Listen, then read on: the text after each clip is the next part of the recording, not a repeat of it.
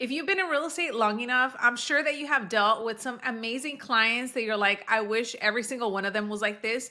And I also know you probably have dealt with some clients that were a complete nightmare that you're like, I hope to never work with this person again. Well, in this video, I will be sharing with you 13 strategies to help you build client trust and have success. Now, the reason that I wanted to do this video is because many times in this business, things happen and I know for myself, I like to step back and take a look and see if there's something that I could have done differently, or if there was a step that I missed, or perhaps there was something that I just didn't explain correctly. So let's begin with number one, setting clear expectations from the start. I think it is so important for you as an agent to set clear expectations from the start, whether you're working with a buyer or a seller. That way they know exactly what to expect each step of the way, from how often you're going to be reaching out to them, what to expect regarding the entire process of buying a home and selling a home. If they're buying a home, is there going to be competition? The urgency of submitting their documents, the urgency of getting the contract signed to send over if they're submitting offers. These are all things that you as an agent need to set up front with your clients. So initially, I like to do this during consultations. If I'm working with a buyer, I typically do a buyer consultation where I break down exactly what's going to be happening when we decide to work together and what they can expect as soon as we start the process. If you miss this step, what's going to end up happening is that as you are guiding them through the process of looking for a home or submitting an offer, if they ever have a question, they might start asking those questions to someone else that they know, or maybe a relative or a friend or social media to try to get answers. You have to also educate them and coach them that anytime that they have a specific question that's real estate related, to come to you directly.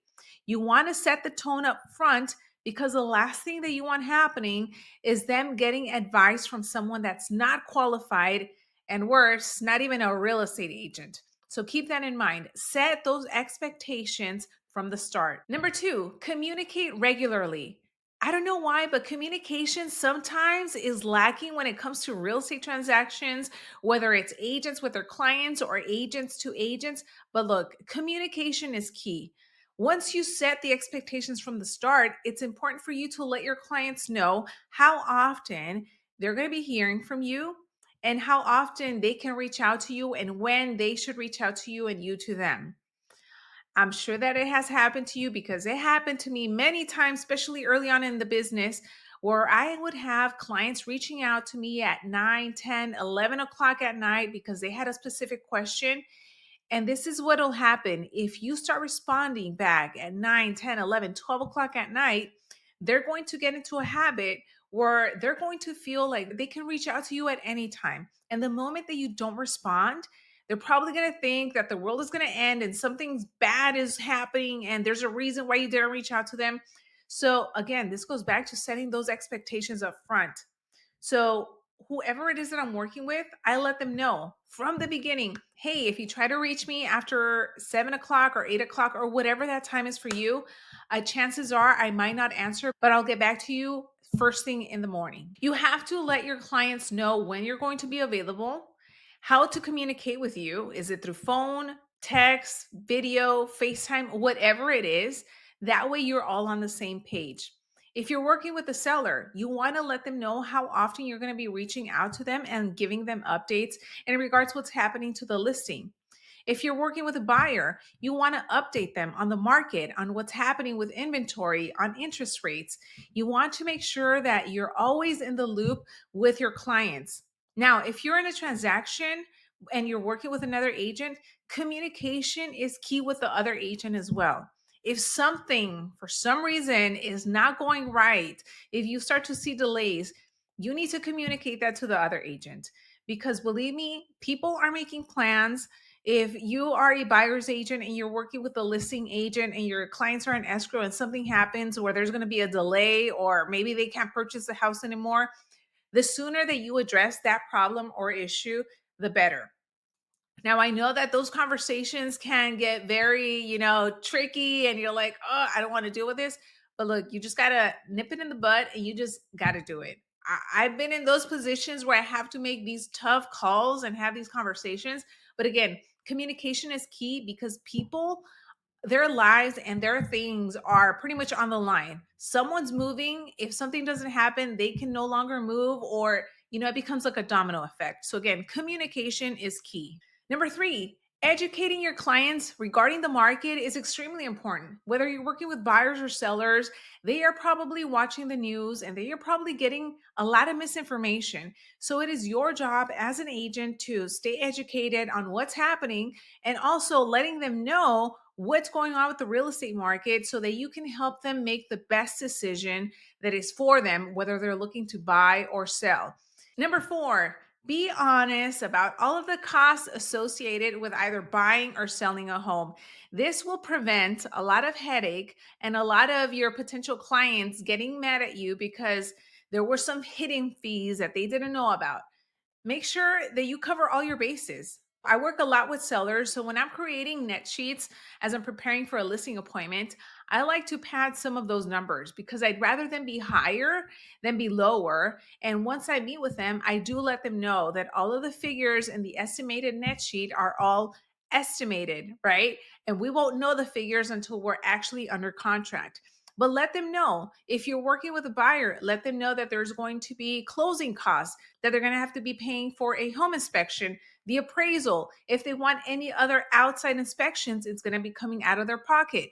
Because again, sometimes buyers think that they just have to put in their down payment and then that's it.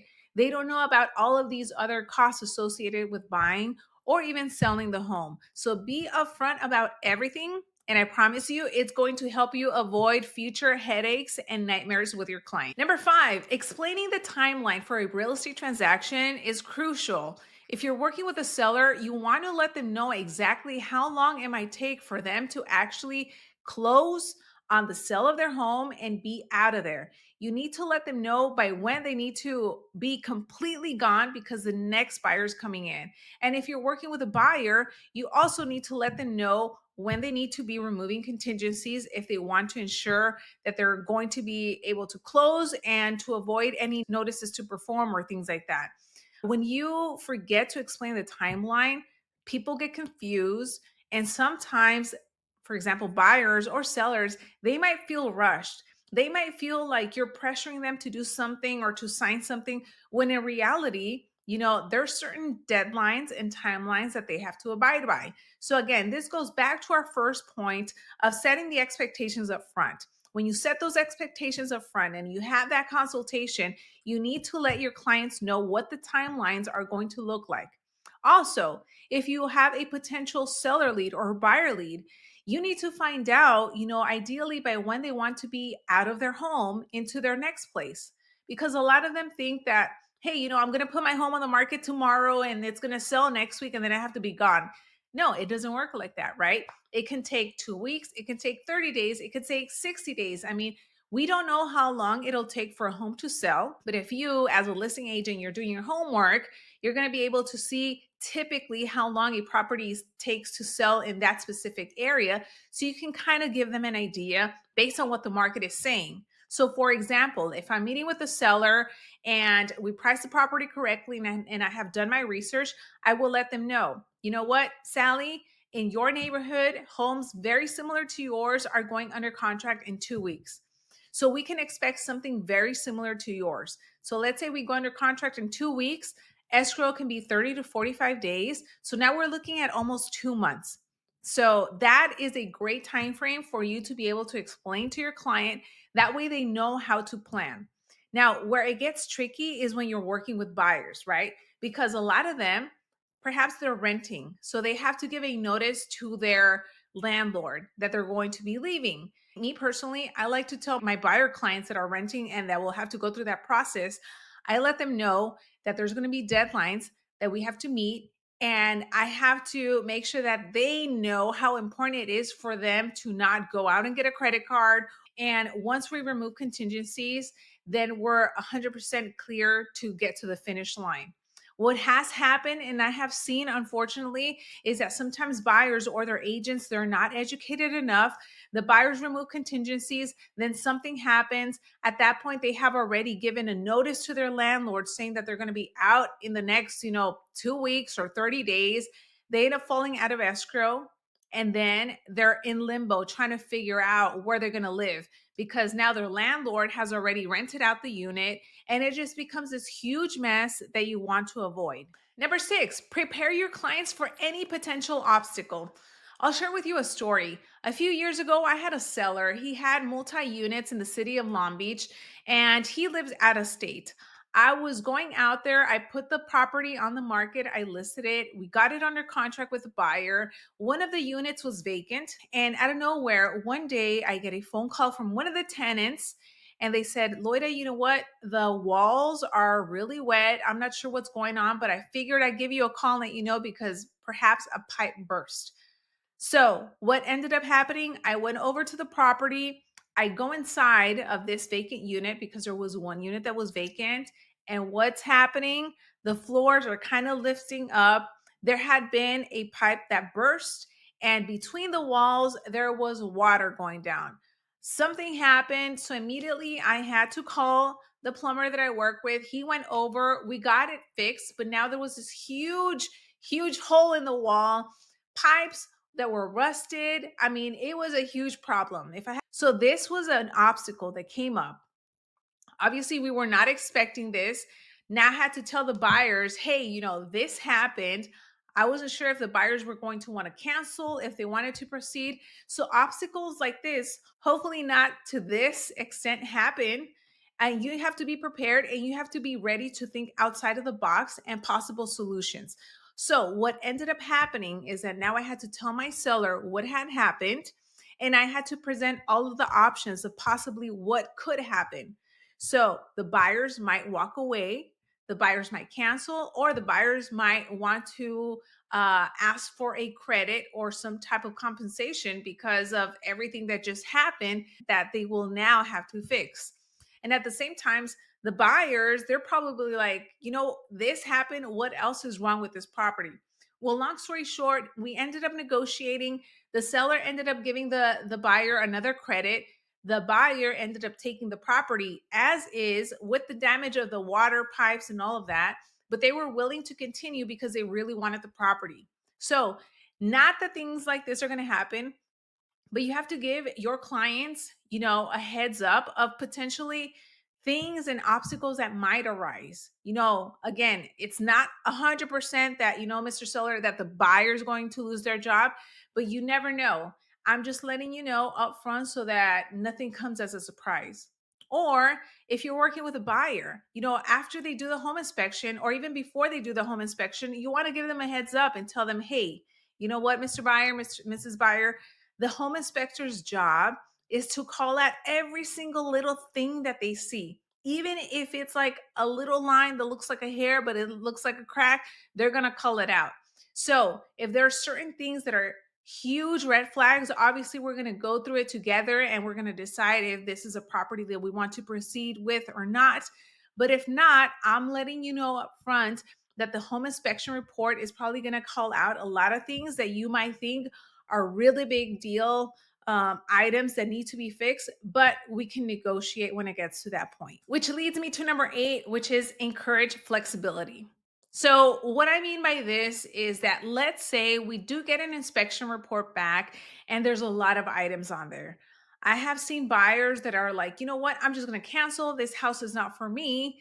But what I like to do is that I like to give my clients some time, maybe like a day or two, for them to completely see and understand what the inspection report is. And I know right now, specifically, I'm talking about buyers because many times they're very emotional. As soon as they see a report and they see a whole bunch of things that are wrong with it, they think that the whole house is going to fall apart.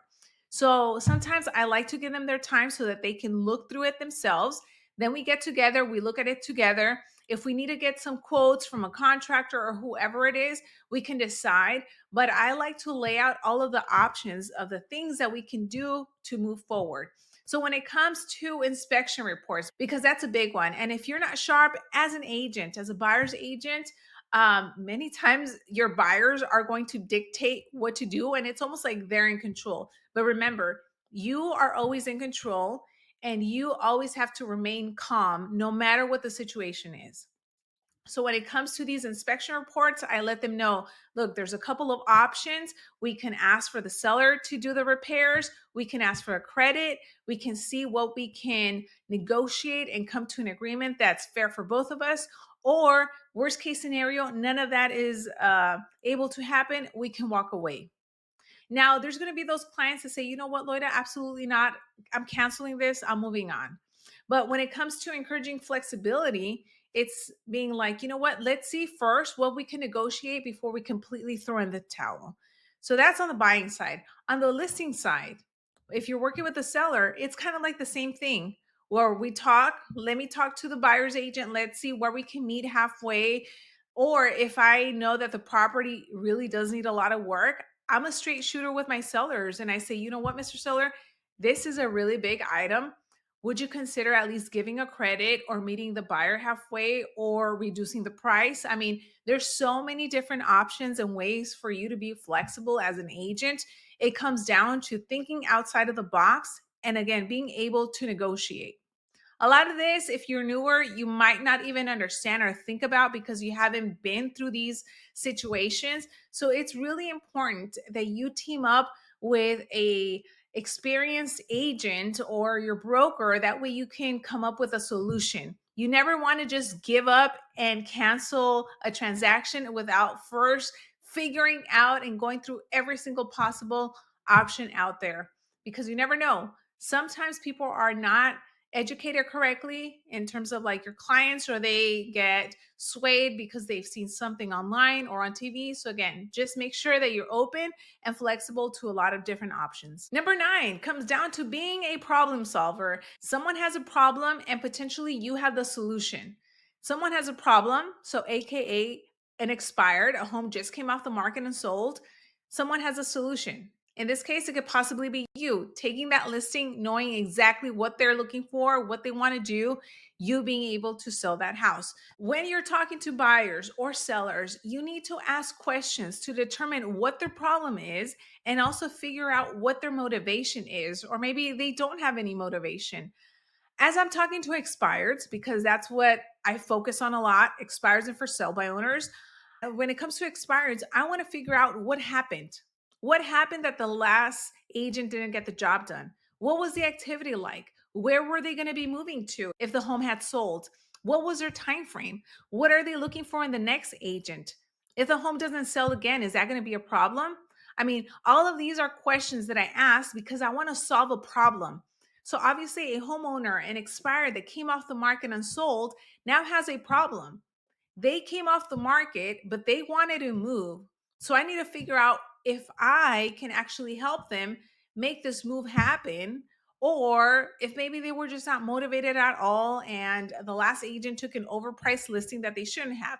So all of these are things that you have to consider. At the same time, problem solving means coming up with solutions. Just like I had mentioned, when it comes to obstacles that might arise, you need to problem solve. I like to be a step ahead. And I don't like to sugarcoat things with my clients. I like to be a straight shooter because if I sugarcoat things, once things get bad, hopefully it doesn't. And I don't think it ever has for me. But if it does, they know exactly what Lloyd is going to do and how it's going to get resolved and what the outcome is going to be. And you know what? At the end of the day, by you being a problem solver, it just shows them your commitment to the success of the transaction. Number 10, let's talk about all of the emotions that are involved in a transaction.